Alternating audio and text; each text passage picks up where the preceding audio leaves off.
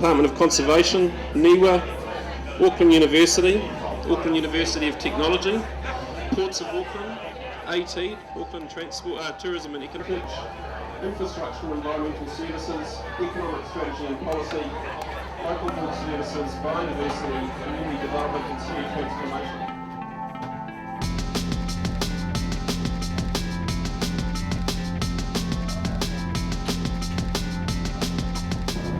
I want to thank all of you for giving your time today to come along and learn about some of the challenges the Gulf faces and to explore how, as a representation of communities within, we can play our part to ensure that the Gulf remains as rewarding for future generations as it is for us.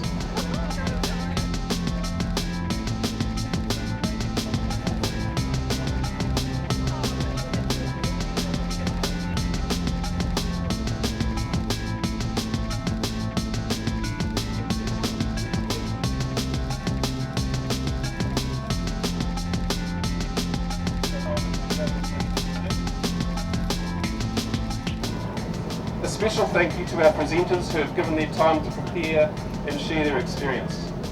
We are all on board today for the day, so make the most of the experience in the room. Don't be shy to corner any of the presenters or anyone else that's here.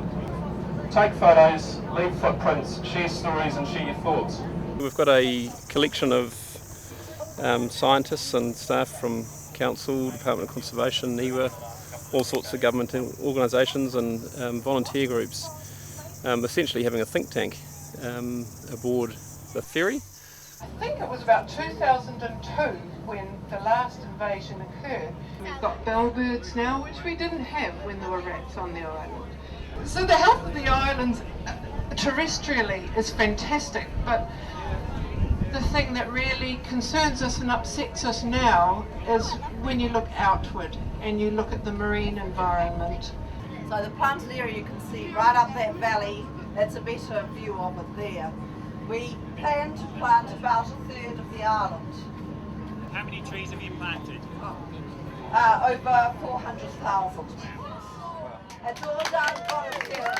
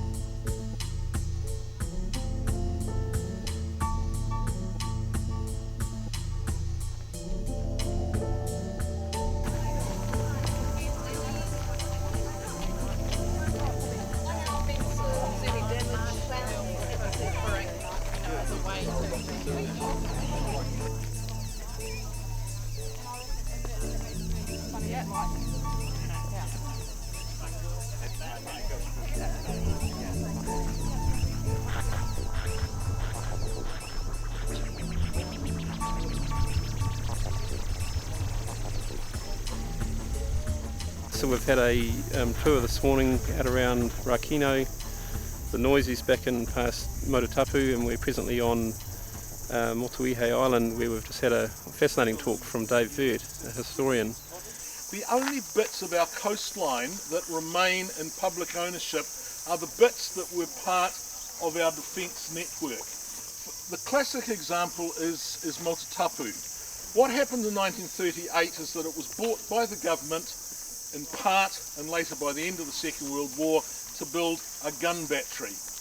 And as I often say, originally they were built to defend New Zealand against attack by the Russians. They didn't do a lot of work against the Russians, but they sure sorted out the property developers. It's meant that we actually have these places.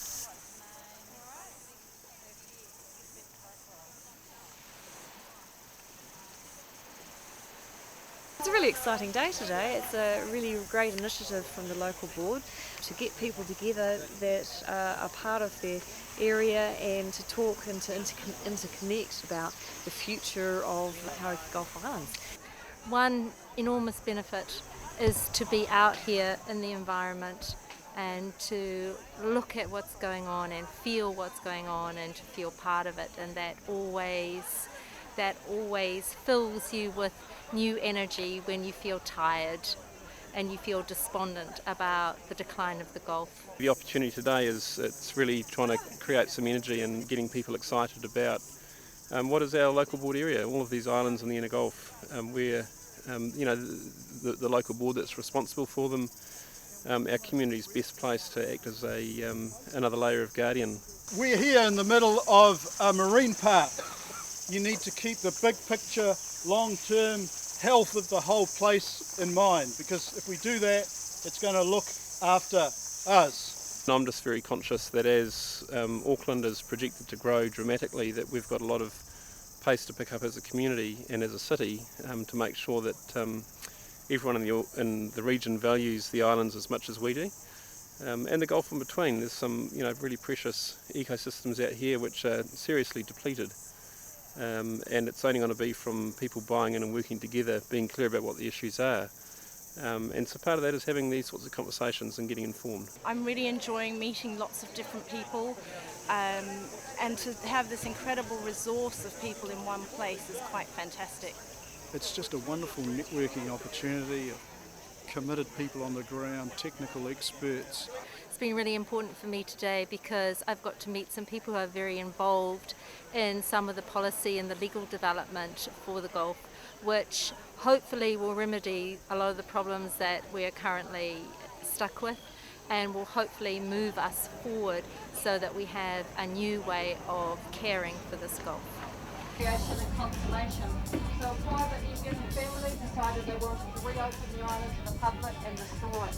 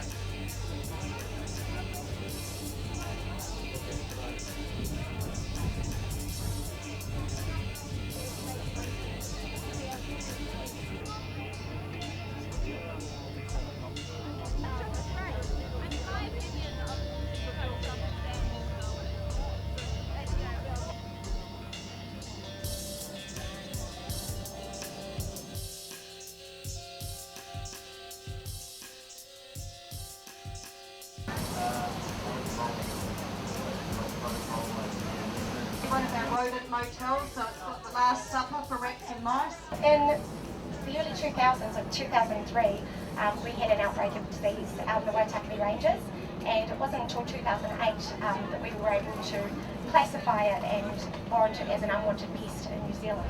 In areas where you've got kauri dieback infestation, are there kauri trees that show resistance? There are. Okay. Any more questions anywhere? We did find that there are several organisations that are very, very well connected, but there were actually, most organisations were very poorly connected and there wasn't that much information flow between different organisations. Just look today at all of these boats that are out there fishing. I mean, we love the place so much. We're putting so much sort of intense pressure on it. We collectively need to work out what we've got to do to manage it well into the long future. One of the areas that as a, again as a community and as a region that we've got to pick up on is how we grow our economies on Waiheke. We're as a local board talking about sustainability, and part of that is making sure that there is employment for our community on the island, and we need to make sure that, I believe, considering of how special the Waiheke Gulf is to the Auckland region, that those employment opportunities are as much as possible focused on inspiring other people to value the golf. And so when we look at some of the tourist ventures in our community that are doing just that and some of our opportunities there, I mean, I'd love to see educational hubs based on the island where we're actually driving the way for Auckland and providing a hub of focus for marine education, for restoration, for environmental work.